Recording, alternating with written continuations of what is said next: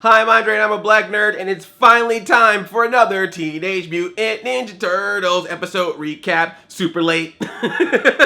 Okay, I know what you're asking. Andre, why did it take you so long to talk about Tales of the TMNT episodes 3 and 4? Alright, this is a dumb thing that I did, but I gotta tell you what happened. So, when Ninja Turtles went from the regular series to Tales of the TMNT, for some reason on my DVR, it saw it as a different show. So I had to reset everything all over again. I luckily caught it before the premiere happened, so I got the premiere to work and I got the second episode to work. But for some reason, on my DVR, I never saw the third and fourth episodes. I was planning to watch them later and they just weren't there, and I didn't know if the show was available anywhere else. I had no way of seeing the show. I just didn't know what to do. So I was sitting there going crazy, going, why do these episodes not record? I have it set to record. It's even got it set to record next week's episode that's coming out. Why did these two episodes not record? Come to find out that the episodes were available through my cable service on demand. And apparently this new change happened with my box where if an episode is available on demand, it won't show up in your DVR set because it knows that you can watch it digitally on demand. You have to go to the on-demand section and the episodes were there. So I switched my settings from DVR only to everything available, including on demand, and boom, there were the two episodes just sitting right there ready for me to watch. I felt so stupid. So you better appreciate this recap. You don't know what I had to go through to make this happen, okay? But I do it for you because I love you. Please subscribe if you haven't subscribed. If you like Ninja Turtle stuff, then definitely subscribe to this channel because you're going to get it from time to time. But anyway, the recap. After about 2 or 3 minutes of that talk, let's actually talk about the episodes. So this is episode 3 and 4 of the whole Cavaxis storyline. I did an episode recap of 1 and 2, so make sure you check that out. We know that Cavaxis and Tiger Claw are trying to resurrect Shredder. They have his helmet, they have his body, they need his heart. But his heart happens to be in the hands of Don, not Turtelli, Don Vizioso. He keeps talking about how other cultures have this belief that if you eat the heart of your enemy, you gain their power. And so he has the heart as his way of saying that now that the Shredder is gone, he can now control what the Shredder controlled of New York. Starting to sound like he meant eat the heart figuratively, but after a while, I think he was actually gonna eat that heart. He's sitting there eating spaghetti and meatballs and fettuccine, and that heart's just sitting on the table. I'm like, he gonna eat that heart. I think he gonna eat that heart. You filthy McNasty. Once Turtles do some recon and find out that Cavaxis and Tiger Claw want to get the heart, that Rocksteady and Bebop are going off to try to find the heart, and eventually knowing that the heart is with Don Vizioso, they're ready to go get the heart themselves. The only problem is Donatello has a little bit of a vendetta against Don Vizioso. It's Don versus Don, because if you remember, the last time that Don Vizioso was on the show, he kidnapped Donatello and planned to cut him open because Don Vizioso is completely a mutantist. He hates anything mutant. Donnie's still a little upset about that, so he plans on revenge to the point where he completely messes up the mission of the Turtles to try to get his vengeance on his own. Leonardo even has to tell him, hey man, we gotta work together as a team. You can't just go running off to try to take out Don Vizioso. Stick to the plan. The focus is getting that heart of Shredder, and Don's like, nah, he tried to cut me, so I'm gonna try to cut him. I want that spaghetti sauce to spill out. And I know I said spaghetti weird, shut up. But of course, Rocksteady and Bebop figure out what's going on as well. Bebop tries to sneak into the restaurant to take the heart from Don Vizioso undercover with his his little belt that makes him disappear. But they figure out he's in there, so they go to plan B, which is the Rocksteady, yes? And he busts in, and this whole sequence is awesome. There's like this guy that like shoots at Leonardo, then Rocksteady comes out of nowhere and knocks him up to the ceiling with his horns, throwing the heart back and forth. Then Don Vizioso, again, he got that giant chair that makes him fly around. Man, I really wish they made a beat 'em up like Konami arcade style for this version of Turtles, because you remember that part in the game where you had to fight Baxter Stockman flying around when he dropped the mouse down? I want something like that, but with that Don Vizioso chair that you had to fight, you gotta jump up and fight him. Don Vizioso gets away with the heart of Shredder. Bebop and Rocksteady get away as well, and Bebop gets away with saying a very beautiful line, "We added 5,000. I was like, go ahead, man. Yes! That's like the third time I think he said it on the show, which I have confirmed from the TMNT crew that is a reference. Obviously, it's not the reference I created, but they had him say that in reference of me saying that. So that, you know, every time I hear him say adding 5,000 on the show, I'm just like, oh, you guys. Oh, we're dating now. And Cavaxis is really upset they did not get the heart. a little too upset. Tiger Claw's starting to question Kavax's, what's going on, man? You seem to be really intrigued about getting Shredder back to life. I mean, I want him back to life, but you don't know him like I do, so why are you this concerned about it? There's also a couple times when Kavaxis is all like, do this for me, and then Tiger Claw's like, whoa, I control you with this seal, you mean do this for me? And he's like, oh yeah, okay, great. I mean, do this for us. And then in the corner, he's like, seriously, I'm a demon from the netherworld. You know, I'll beat you up. And I'm voiced by Mark Hamill, too. Don't you mess with me. Everyone finds out that Don is hiding out at the Hicknight Hotel, named after the writer. I like what you did there. So everyone's going, including Kavaxis, to get that heart. But Donatello, once again, after even having a talk with Leonardo, Leonardo's like, look, Don, you got to work with us. Let this vengeance go. Donatello is still going out on his own. Leonardo even had a plan to go in stealth mode to get the heart himself, to which all the other turtles were like, come on, dude.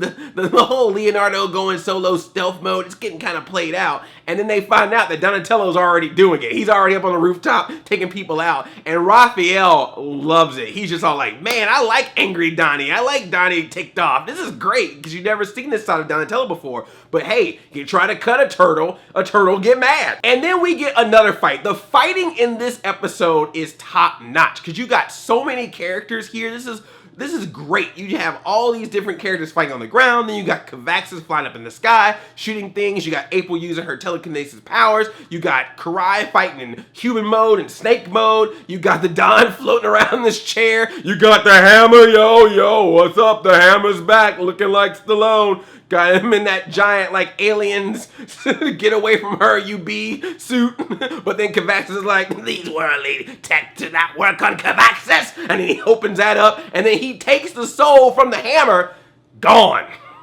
Hammer's dead. Meanwhile, you got Mikey on a train fighting Tiger Claw because Mikey stole the seal from Tiger Claw, and then Tiger Claw stops him to try to get it back, but turns out he didn't even have the seal. He had a personal pizza. He had thrown the seal somewhere else, so they're jumping back and forth, throwing the seal around. Kavaxis, of course, trying to get his hands on it. Mikey gets thrown off, or he like drops off of a train because Tiger Claw's beating him up, so he gets hurt really, really bad. These fighting scenes were just amazing. I love them.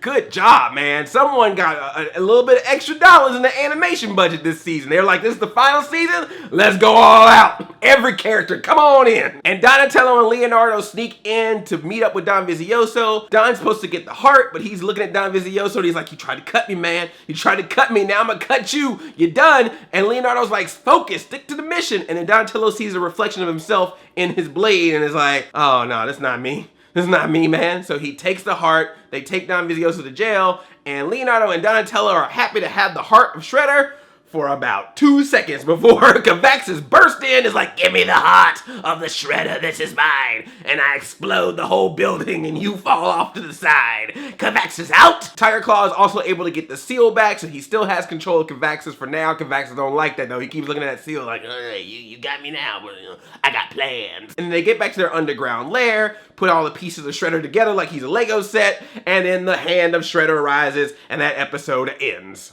But in the next episode, we see the rest of Shredder. Zombie Shredder comes back from the dead, and he's all like, I have returned from eons of being dead. And they're like, nah, man, you just dead for like a few months. Don't make it over dramatic, okay? I know we know you died and came back to life, but don't be a drama queen about it. Zombie Shredder is so extra. Then we cut away to this weird clip from Space Heroes Next Generation. That's the cartoon they're watching this season, where they meet this alien who wants to destroy the world because he has no emotions. So then the captain is like, let's hit you with a pleasure ray. That was just weird. It's probably best to not talk about that too much. So the turtles go off to try to stop Kavaxis because they want to make sure that Shredder's not come back to life, but they get surrounded by those foot cultists, and they get to see him close up to see how mutant they are, but they get saved by Fishface. Fishface comes out with a big old beam of light, and he says that bright light makes them go away. They also multiply with water and can't feed them after midnight. But anyway, Fishface tells the story of how these creatures came to be. When Splinter and Shredder fought, Splinter sliced Shredder, some of his mutagen oozed out of his body and landed into the sewers. And that homeless guy has always been living in the sewers this entire series. He gets a story arc because he finds the mutagen, touches it. I'm pretty sure he also ate it. I'm just gonna assume that he did. And then he turned into the first one of these creatures, and then he went out and grabbed more humans, brought them down in the sewers, made them touch it, and then they all became these little like, and then Tiger Claw found them and it was like, you are now my cult. Now I'm gonna control you, and then we're gonna bring this dragon thing from the netherworld to come back and bring Shredder back to life. And even Fishface is like, this is ridiculous. He speaks for all of us. He's like, this is crazy. I know I'm a bad guy, but I'm done. I want to go back to stealing things, romancing the ladies. He's like, even for a talking fish, this is just nuts. I'm out. Oh, I especially love the part when Fishface tells this story and Raphael is like, man, Fishface, your stories are crazy, even crazier than Michelangelo's stories. And Mikey replies with, no, dude, my stories are real. I totally saw Megan Fox on a rooftop, yo. And I was like, oh, references. The turtles also fight the zombie shredder, which is really weird. Leonardo at one point cuts off his head and cuts off his hand. It's really gross too because he does a little slicing thing and he stands there and the head just goes slide and the hand just goes slide, but then the head comes back to life and the hand's walking around like freaking Thing from the Addams Family, and then it connects right back to Shredder's body. He's like, I'm back. Beetlejuice. But yeah, Shredder does come back to life, but apparently he and Cavaxis are now buddy. Tiger Claw's like, what's up, bro? You know, I thought we were friends. I thought I was down with you. I was your second in command. Shredder's like, nah, Cavaxis is now my second in command, and you know what? You should give him the seal. And Tiger Claw's like, nah, I'm not gonna give him the seal. That's not a good idea. And then they get in a little fight, and then Tiger Claw drops the seal, and then Shredder steps on it, and it breaks, and Cavaxis is like, ha! You just been punked! I pranked you all! It's just a prank, bro! Because this was my plan the entire time. See, we were all thinking that the plan was get the 3 pieces of Shredder to bring him back to life, but the real plan was kill a master fighter, which Cavaxis did. He took the soul of Tatsu, bring someone from the dead back to life, which he did with Shredder, and break the seal. These are 3 things that had to happen to make Cavaxis be completely free of anyone controlling him and be able to open up the netherworld and bring all the ghosts and demons from below above. It's a straight up some Ghostbusters 2 stuff right now. We got Gozer and Vigo in one. And speaking of Ghostbusters, oh man, this whole episode is basically an homage to Ghostbusters because Donatello creates a device for them to use to stop all the ghosts, and I don't know what he called it, but it doesn't matter. They're proton packs. He made proton packs for the turtles. What I especially love is he made proton packs for all the turtles and for April, but didn't make one for Casey. And Casey even calls him out and he goes, that's racialist, yo! But yeah, when all these ghosts are out, it's totally Ghostbusters. They're all flying around. All the turtles come out with their proton packs. They're zapping all the ghosts. It's even one point where Raphael says, we got the tools, we got the talent. Come on. But because all of the ghosts of the dead are coming back from underground, that includes Tatsu, who recently died, and we even get Ho Chan back. Do you remember Ho Chan? That was a dude from their episode that was totally Big Trouble in Little China, including getting the dude from Big Trouble in Little China. But he even comes back. That was a really cool cameo. I appreciate they brought him back. But you know who else comes back? You know who else is dead and comes back, of course? Hamada Yoshi himself, Master Splinter. Splinter comes up, fights Ho Chan, gets him out of the way, meets up with his turtle friends again. So you got the turtles shooting with proton packs, you got Splinter fighting Ho Chan, you got Leonardo underground fighting Tiger Claw and Zombie Shredder.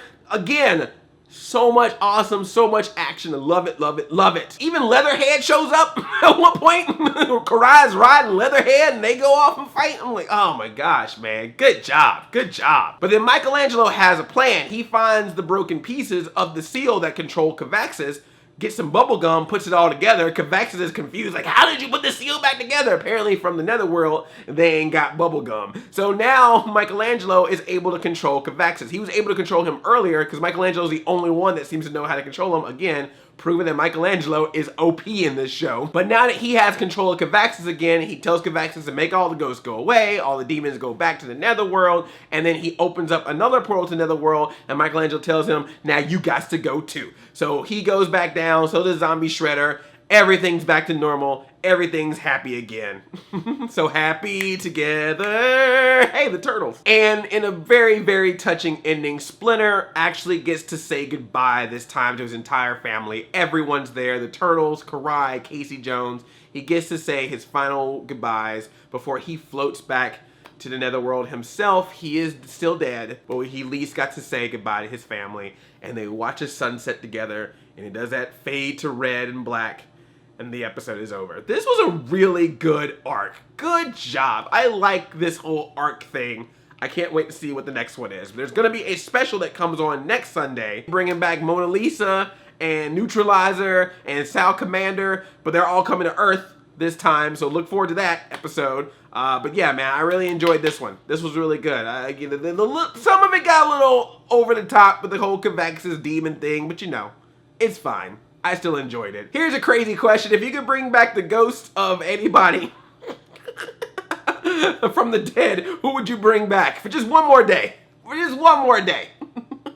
Let's get morbid up in here. Thanks for watching this recap. This was a lot of fun. I look forward to seeing future episodes of Turtles. And if you want to see me talk about future episodes of Turtles, make sure you are subscribed. So click that button to subscribe, ring that bell to be notified, and I'll see you on the other side. I love you like a play cousin. I'm Addy 5000 Chain Chomp.